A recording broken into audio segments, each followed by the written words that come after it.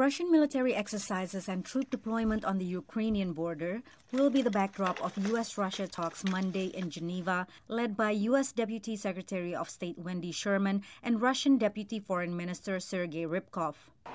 Moscow had laid out sweeping demands, including that NATO reduce its presence in Eastern Europe and not admit Ukraine as a member, demands unacceptable to the U.S. and Europe. I think that's certainly part of the playbook.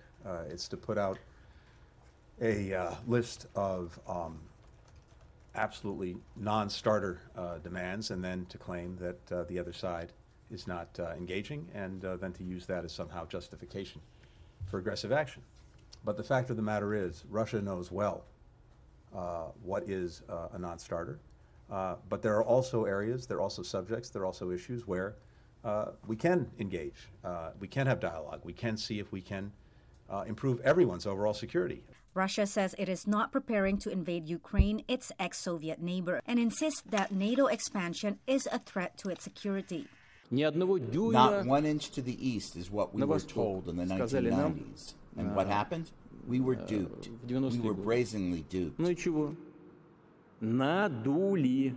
Просто нагло обманули. The first round of talks will likely be more an airing of grievances and unlikely to produce certainty on Ukraine. When it comes down to Ukraine, I don't think anyone knows exactly what President Putin has in mind. I think the Biden administration has done its best to not only rally the allies, to coordinate policy, to signal to Russia its intent to impose pretty draconian sanctions, much more than we've done in the past.